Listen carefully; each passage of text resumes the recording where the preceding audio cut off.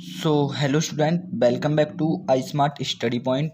तो देखिए, अभी हम आपको दिखाते नहीं हैं, बाद में समझाएंगे। क्लास 12 केमिस्ट्री चैप्टर 5 पृष्ठ रसायन। ठीक है, पृष्ठ रसायन से एक हम मोस्ट इम्पोर्टेंट, ठीक है, वेरी इम्पोर्टेंट टॉपिक दोबारा से इस श्रृंखला में, मतलब इस क्वेश्चन सीरीज में लेकर आ चुके हैं बोर्ड एग्जाम को देखते हुए, क्योंकि बोर्ड एग्जाम नज़दीक आ रहे हैं। ठीक है, तो इस क्वेश्चन को आप बहुत अच्छे से तैयार कर लेना है। दिख रहा होगा एंजाइम उत्प्रेरण।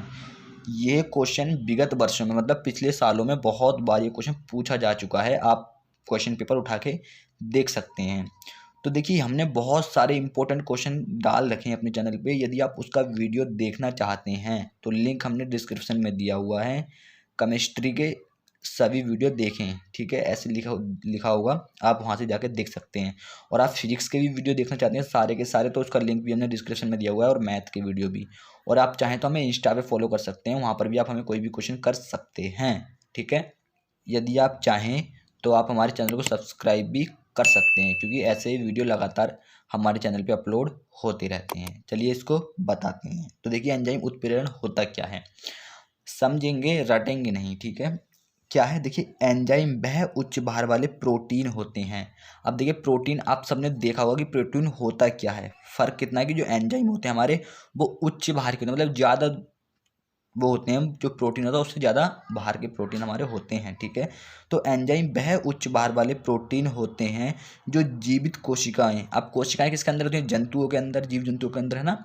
तो जो जीवित कोशिकाओं की जैविक व रासायनिक अभिक्रियाएं, ठीक है, तो कोशिकाएं जो होती हैं उनकी जो, मतलब जो भी शरीर के अंदर जो क्रियाएं होती होंगी, उनको जो क्रियाएं होती हैं उनको पूर्ण कराने में सहायक होते हैं, उन्हें एंजाइम कहते हैं।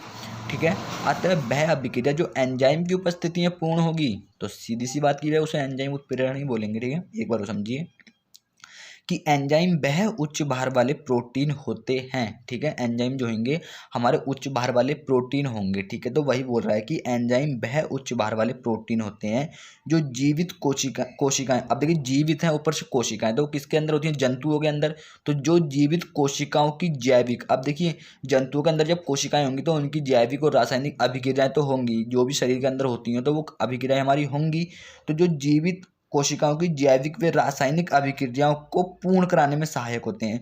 तो जो हमारे एंजाइम होते हैं, तो वो जो होते हैं ना, रासायनिक अभिक्रियाओं को, जो शरीर के अंदर होती हैं कोशिकाओं की जो जैविक व रासायनिक अभिक्रियाएं होती हैं शरीर के अंदर, उनको पूर्ण कराने में उनकी सहायता करते हैं। ठीक है, या सहायक होते हैं, उन्हें एंजाइम कहते हैं।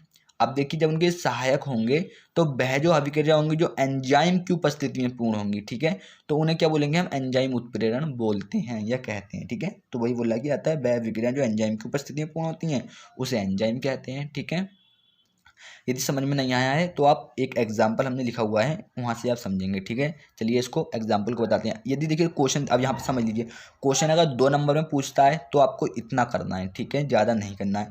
क्वेश्चन 2 नंबर से ज़्यादा में पूछ सकता है, 3 नंबर में या 4 नंबर में क्वेश्चन पूछे, तो आपको जो हम एग्जाम्पल बताने वाले हैं वो भी लिख देना है। ठीक है, चलिए अब आपको एग्जाम्पल बताते हैं क्या है। तो देखिए एग्जाम्पल क्या है, एग्जाम्पल हमारा देखिए उदाहरण, जैसे जंतुओं के शरीर में भोजन का पाचन। अब देखिए, जंतुओं के शरीर में जो भोजन का पाचन होगा वो एंजाइम के द्वारा होता है। हमने बोल दिया था ये पीछे कि एंजाइम की कोशिकाएं जो होती हैं उनकी जैविक व रासायनिक अभिक्रिया को पूर्ण कराता है ना। तो एंजाइम जो होगा वो जंतु के शरीर के अंदर होगा, वो भी किसके लिए, भोजन की पाचन क्रिया के लिए। ठीक है, तो जंतु के शरीर में भोजन का पाचन एंजाइम के द्वारा होता है। अब देखिए, एंजाइम के द्वारा होगा, यदि जंतु के शरीर में एंजाइम ना हो तो क्या होगा। ठीक है, अब जब सीधी सी बात है, जब भोजन का पाचन एंजाइम के द्वारा हो रहा है तो एंजाइम जो होगा जंतु के शरीर के अंदर होगा।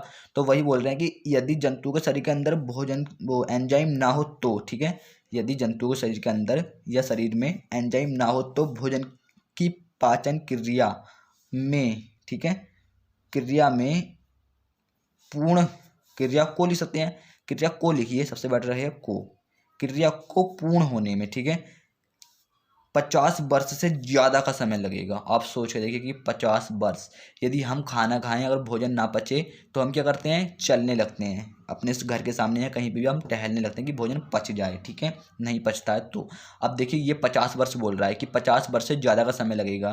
तो अगर एक दिन भी भोजन नहीं पचा, मतलब 1 घंटे भी अगर नहीं पचा, तो ऐसी तैसी लग जाती है शरीर की हमारे। और एक ही तो 50 वर्ष बोल रहा है, ठीक है, जंतुओं के लिए तो 50 मर जाएगा वैसे ही वो, ठीक है। तो अतः बिना एंजाइम के जंतुओं के अस्तित्व की कल्पना नहीं की जा सकती। बोल भी दिया अगली लाइन में कि बिना एंजाइम के जंतुओं के अस्तित्व की कल्पना हम नहीं कर सकते हैं बिल्कुल भी। तो देखिए एक बार और समझ लीजिए आप, देखिए जंतुओं के शरीर में भोजन का पाचन एंजाइम के द्वारा होगा। तो जंतुओं के शरीर में जो भोजन का पाचन होगा वो एंजाइम के द्वारा होगा। और यदि जंतुओं के शरीर में एंजाइम ना होगा तो क्या होगा कि भोजन की पाचन क्रिया जो है उसमें पूर्ण होने में लगभग 50 वर्ष से ज़्यादा का समय लगेगा, ठीक है। और 50 वर्ष से ज़्यादा का समय लगेगा तो जंतु समाप्त, खत्म हो जाएगा, रहेगा ही नहीं। और जंतु नहीं रहेगा तो आप सोच सकते हैं कि क्या होगा पृथ्वी पर, समझ ही सकते हैं आप ये तो, क्योंकि आप 12th क्लास में पढ़ रहे हैं, ठीक है। अब चलिए एक बार हम शुरू से समझाते हैं, ठीक है, कि क्या करना है, इसको कैसे याद करना है। तो देखिए एंजाइम पे आ चुके हैं दोबारा। तो एंजाइम वह उच्च भार वाले प्रोटीन होते हैं, एंजाइम उच्च भार वाले प्रोटीन होंगे, ठीक है, जो जीवित कोशिकाओं की जैविक व रासायनिक अभिक्रियाओं को पूर्ण कराने में सहायक होते हैं। अभी हमने जंतुओं का जो पढ़ा था वो उधर कौन सी क्रिया को पूर्ण करा रहा था, पाचन क्रिया को। तो वही बोला कि जैविक व रासायनिक अभिक्रियाओं को पूर्ण कराने में सहायक होंगे। तो एंजाइम जो था वो हमारा क्या कर रहा था कि पाचन क्रिया को पूर्ण कराने में उसकी मदद कर रहा था जंतुओं के लिए, ठीक है। तो वही बोल रहा है कि कोशिकाओं की जैविक व रासायनिक अभिक्रियाओं को पूर्ण कराने में सहायक होते हैं, उन्हें एंजाइम कहते हैं। अतः वह अभिक्रिया जो एंजाइम की उपस्थिति में पूर्ण होती है उसे एंजाइम उत्प्रेरण कहते हैं। जैसे क्या हुआ था कि उधर भोजन की पाचन की क्रिया जो हुई थी एंजाइम की उपस्थिति में पूर्ण हुई थी, तो उसे क्या बोला था हमने, एंजाइम उत्प्रेरण बोलेंगे उसको, ठीक है। आप समझ चुके होंगे जहाँ तक हम उम्मीद करते हैं, ठीक है। क्योंकि उधर जो हमारी क्रिया हुई थी भोजन के पाचन की वो एंजाइम की उपस्थिति में हुई थी, तो उसे क्या बोलेंगे, एंजाइम उत्प्रेरण। अब उम्मीद करते हैं ये समझ में आ चुका होगा। एक बार एग्जाम्पल और देख लेते हैं। तो वापस आ चुके हैं उदाहरण पे, ठीक है। एग्जाम्पल क्या था, जंतुओं के शरीर में भोजन का पाचन एंजाइम के द्वारा होता है। तो जंतुओं का जो शरीर है उसमें जो भोजन का पाचन होता है वो एंजाइम के द्वारा होता है, मतलब भोजन के पाचन की क्रिया एंजाइम के द्वारा होती है, ठीक है। एंजाइम जो उनकी मदद करते हैं भोजन की पाचन क्रिया में। यदि जंतुओं के शरीर में एंजाइम ना हो तो, अगर नहीं हुआ एंजाइम जंतुओं के शरीर में, तो जो भोजन की पाचन की क्रिया है वो पूर्ण होने में लगभग 50 वर्ष से ज़्यादा का समय हमारा लग सकता है, ठीक है। और इतना समय लग गया तो जंतु खत्म, जंतु समाप्त हो जाएंगे पृथ्वी पर, ठीक है। और जंतु समाप्त हो गए पृथ्वी पर तो पृथ्वी का नाश होना संभव है। तो उम्मीद करते हैं वीडियो पसंद आया होगा, और यदि आपका कोई अन्य टॉपिक है तो आप हमें कमेंट बॉक्स में बता सकते हैं। तो वीडियो को लाइक कर दिए, चैनल पर नया है तो चैनल को सब्सक्राइब कर दीजिएगा। चलिए मिलते हैं नेक्स्ट वीडियो में, तब तक के लिए थैंक्स फॉर वॉचिंग।